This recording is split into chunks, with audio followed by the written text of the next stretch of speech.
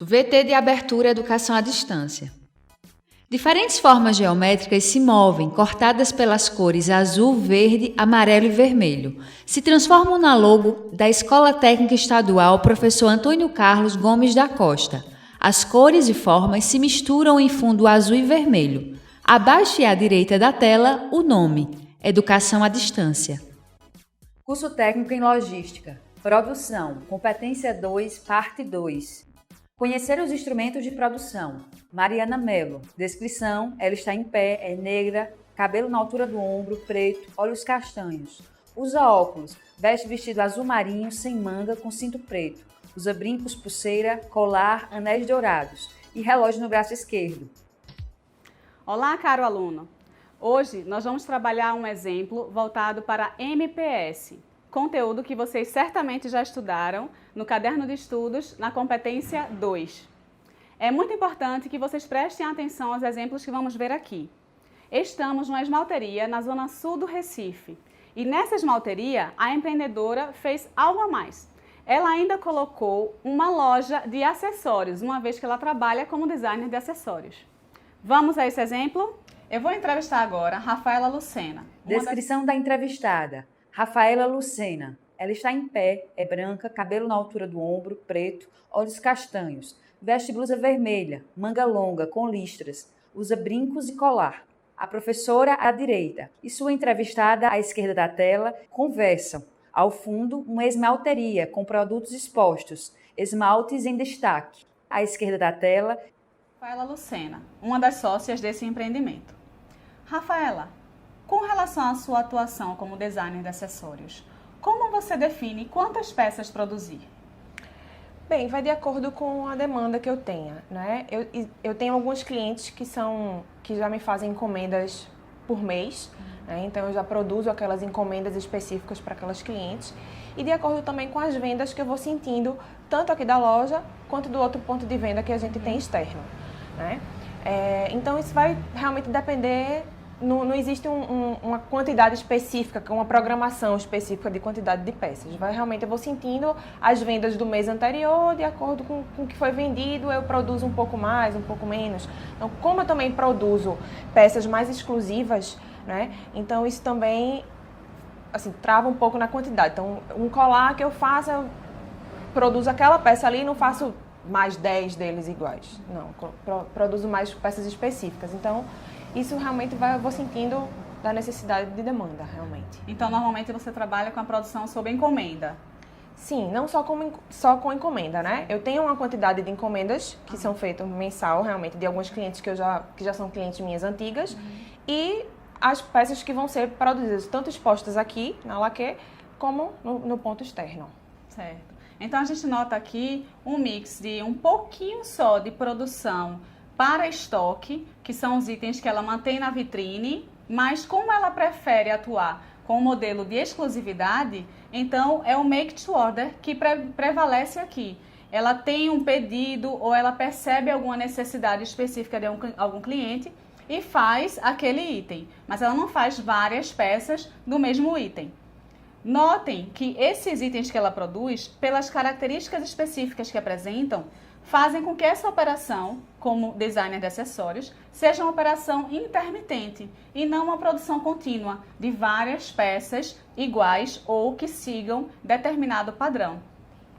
Rafaela, você tem calculado algum tempo médio de preparação dessas peças? Calculado previamente não, vai muito de acordo com o tipo de peça que eu vou produzir, né? Tem peças que eu levo de 5 a 10 minutos de início à conclusão da peça, como tem peças que eu inicio num dia e termino no outro. Como, por exemplo, peças que eu uso muito colagem, de strass, de miçanga. Então, eu vou preparar primeiro a base que vai receber as peças, para depois aplicar cola, aplicar a peça. Então, eu tenho que esperar secar para aí finalizar a peça. Então, vão ter peças que eu gasto de 5 a 10, como tem peças que eu inicio num dia e posso terminar no outro. Não existe realmente um tempo específico para cada peça. Item. Ótimo. Então vejam, tem momentos que ela chega a fazer uma parte inicial do trabalho de montagem da peça, deixa a peça como um produto semi-elaborado, aguardando o tempo da próxima etapa chegar. Então percebam que ela consegue identificar claramente as etapas do processo de montagem da produção do item dela. Isso é muito importante para se fazer um planejamento mestre de produção, ou seja, um MPS. Se isso acontece dentro de uma empresa, dentro de uma fábrica, de quaisquer outros itens, todos os tempos de cada processo e quais são as etapas pelas quais o item vai passar, todas elas precisam ser conhecidas para poder se calcular o MPS com a boa acurácia. Rafaela, quantos funcionários você tem aqui na esmalteria?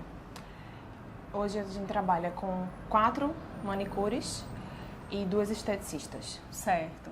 E você já calculou em algum momento quanto tempo cada uma dessas profissionais leva para efetuar o atendimento a uma cliente ou um cliente? Isso depende muito do serviço que elas vão executar, né? Falando de esmalteria, uma manicure para fazer um pé e mão, ela leva em torno de 1 hora e 20. Isso também vai depender muito do cliente, assim, na verdade, do que ela vai encarar, né? Porque às vezes um homem, por exemplo, uma unha de um homem é mais trabalhoso do que uma unha de uma mulher, né? Principalmente quando se trata de unha do pé. Então, isso requer mais tempo na hora de execução do serviço. E também, comparando uma mulher com a outra mulher, tem clientes que fazem pé e mão toda semana. Então, essas clientes que fazem pé e mão toda semana, o serviço nelas é mais rápido, né? E aí, aquelas que fazem pé esporadicamente, então requer um tempo maior, mas uma média de 1 hora e 20 por um pé e mão. Obrigada. Vejam que interessante. As características do cliente interferem no resultado e no tempo do trabalho.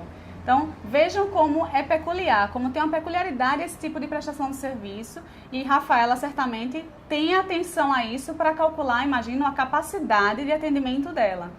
Com relação a essa capacidade, considerando, lógico, esse aspecto da produtividade, de quantos clientes ela consegue atender num período, a depender de cada tipo de cliente. Sim.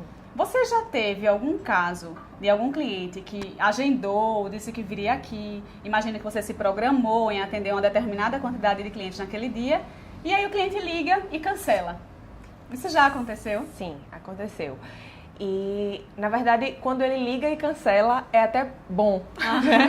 O que acontece muito é ele agendar, porque a gente trabalha hoje com agendamento e com disponibilidade, né? Mas como a gente já tem um fluxo de cliente muito grande que prefere agendar semanalmente, então principalmente nos dias mais finais de semana, quinta e sexta-feira, a gente tem um fluxo muito grande de agendamento.